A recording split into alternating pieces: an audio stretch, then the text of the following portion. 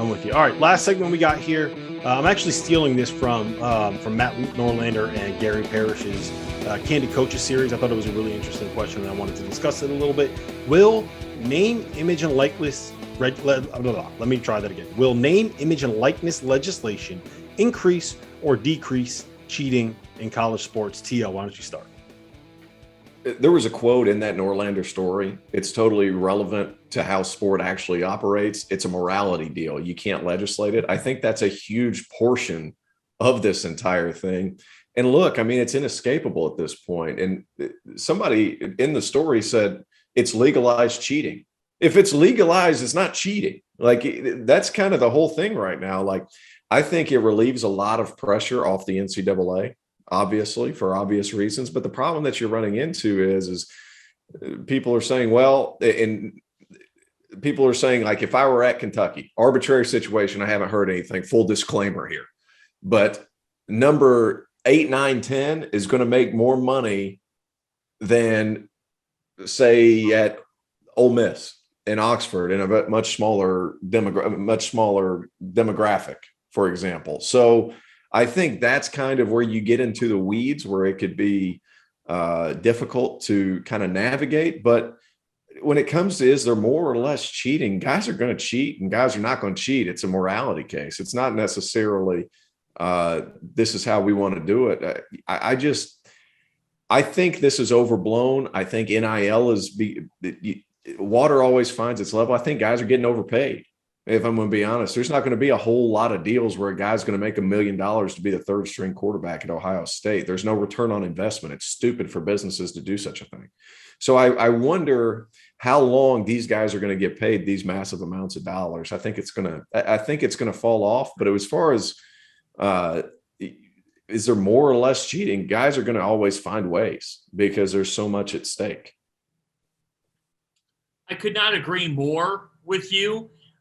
But I think that to answer the question, it is a decrease in actual infraction cases and in cases of schools racking up violations, and in the NCAA handing things down. They've taken their time on some of the cases that we've seen 3, 4, 5 years ago. I don't think that this is a situation with NIL where they're going to be knocking on schools' doors and going left and right and saying that they broke the law when we don't even know what the law exactly is. We don't even know what the legislation is, so how could you be cheating it? Right now, it's an open market. So as it stands now, the answer is decreased. Because if it is an open market and the legislation allows for that open market, that's going to enable more schools, student athletes, and companies to work together on these deals in which the NCAA cannot say anything right now. So is that cheating? By definition, it's not. What this does is, to me, it allows schools that are not Kentucky, that are not Duke, that are not North Carolina, that are not Kansas, to explore options in which their student athletes can benefit off their name, image, and likeness, ways that they could not legally do beforehand. We know for a fact that coaches have lured student athletes, these kids, with different things behind the scenes that absolutely broke rules. Some of those coaches, some of those schools have gotten slap on the wrist. Some of those schools, some of those coaches have gotten massive penalties, case-by-case type of thing. When you don't have any prerequisite standard in how you hand down punishments to begin with when it was not an open market, how are we expecting that there's going to be a standard of punishment when we're in these times? The answer is decrease, and the answer is NIL was bound to happen. I think it's watered down now, and I don't think it's made as big of an impact as everybody thought, and things are going to level out. It's a good thing for college athletes, but does it create massive cheating? No.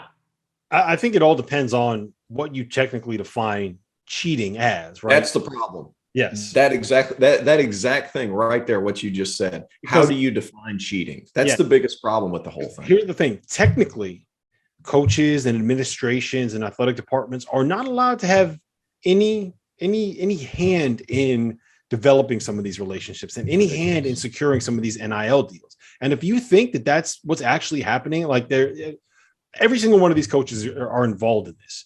I also think, to your point, T.O., I don't think that water is going to necessarily find its level here, because I don't think that these businesses are doing this in a way that they're trying to make it be profitable, right? Like, let's just say FedEx dropping a bag for Jalen Green and Amani Bates, whatever that ends up being, assuming that that's what's happening.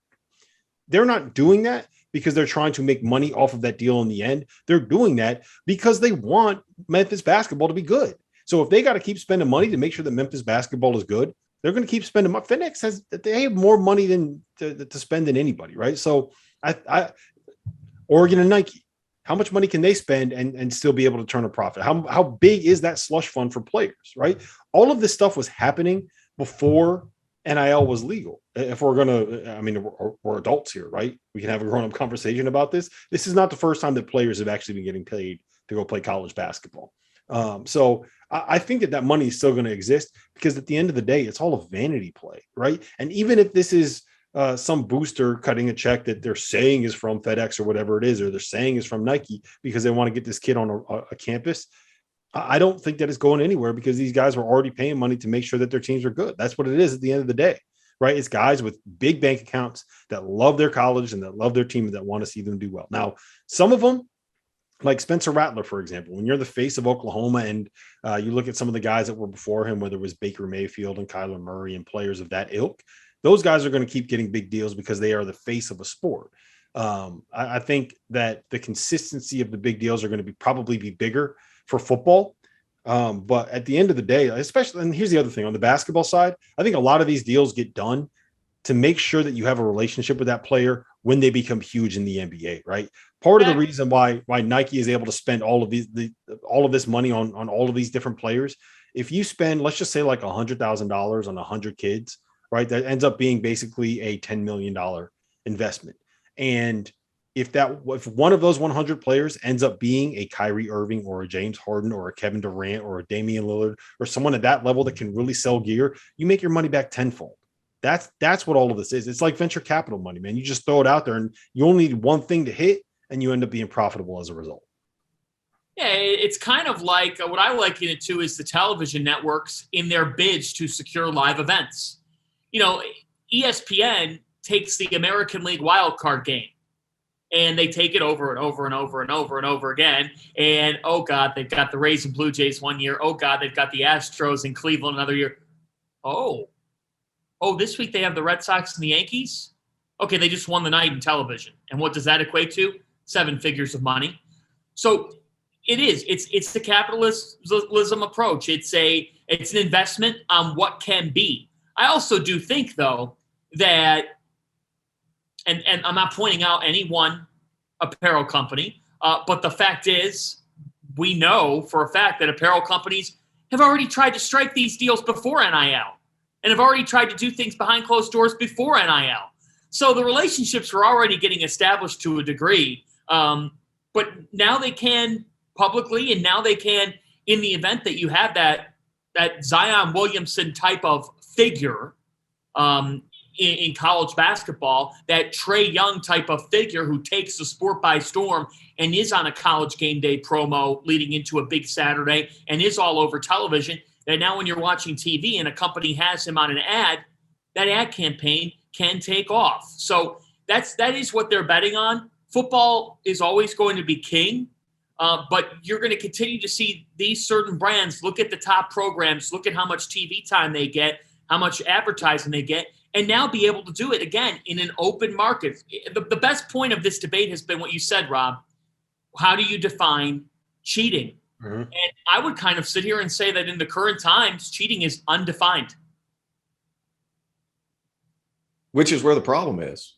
I like the whole problem. It's a morality. I'll never forget watching Christian Wilkins in the documentary. What was the documentary called? I can't remember what it was called. Right? The Scheme. Like, he had a quote in that. He's like, hey, let me just be clear from the beginning. Whoever pays these kids to play basketball is a good dude. That's what he said. Now, I don't know who he was referring to. I can't remember all that.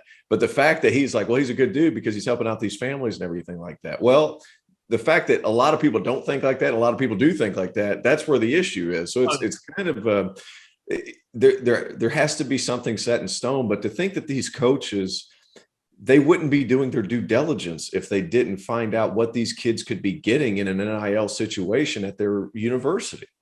Like, so, and to think that just because you hire a certain portion of the university to handle all these things, it's naive at best. It's stupid at worst.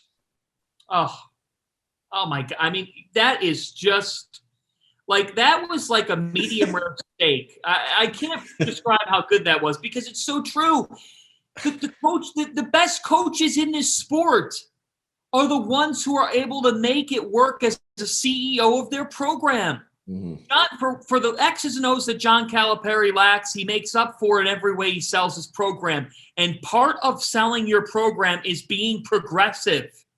Your front porch right now, what is the front porch of college athletics? It's NIL. It's name, image, and likeness. And every single day, a university is announcing that they're partnering with this company and they're partnering with that company to look progressive as if they're supporting NIL. It's all a facade. That company's role ends up potentially being with cross-country athletes, volleyball athletes, and soccer athletes. For the big sports and for the big brands, the head coach of that program absolutely plays a role in this. Deion Sanders just said it 2 months ago when a couple of his players worked out an NIL deal. He openly admitted that he assisted in it. And did he get penalized by the NCAA? No, because the NCAA doesn't even have full knowledge of what all this means. Because guess what? Congress said, we don't want anything to do with this. And by the way, what you are doing or what you are attempting to do for legislation is not legal. That's cheating. That's cheating. NIL's an open market. Let the kids get their payday. And if I'm a coach, I'm trying to get every one of my kids an NIL deal. Is it cheating? F that. Yep, I love it. Fanta went hard. Hey, let me say this.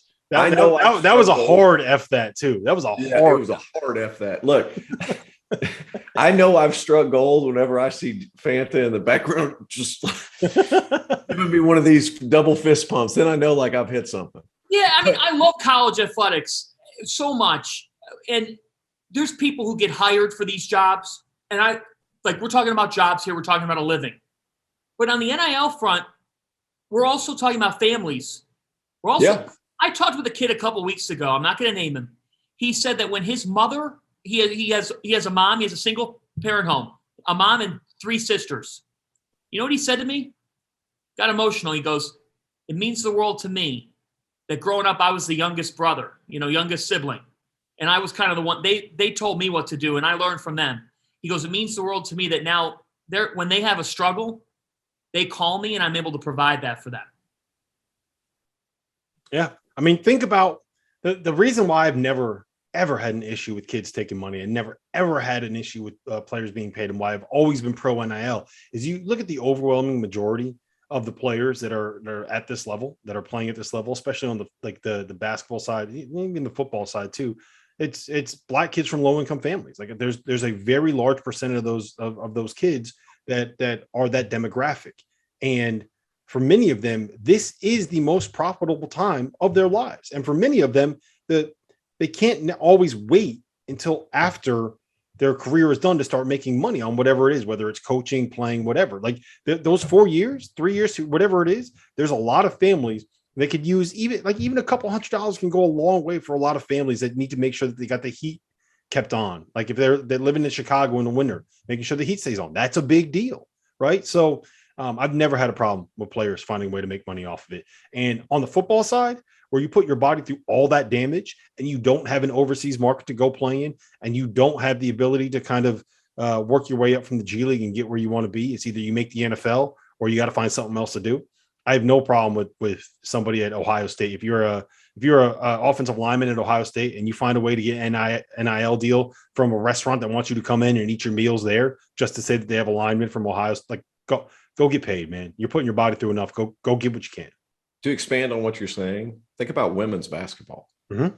I mean, UConn, Diana Taurasi, she would have been able to make some coin. Candace Parker, who is wildly famous now, if she was able to strike some of these NIL deals while she was in college, forget about it. I mean, Brianna Stewart. I think Paige Beckers can make right now. Exactly right. So, I mean, it turns the whole thing on its head. And there's never a time in the current marketplace that we are in, I'm not saying anything that it's right, that it's wrong. They are never more marketable than when they are in college athletics. Exactly. Yes. Even after they go to the WNBA or they go to Turkey or Russia, wherever they pay all this big time money for female athletes, like they are never more marketable than when they are in college athletics, especially on the female side, to go along with what you're saying, Rob.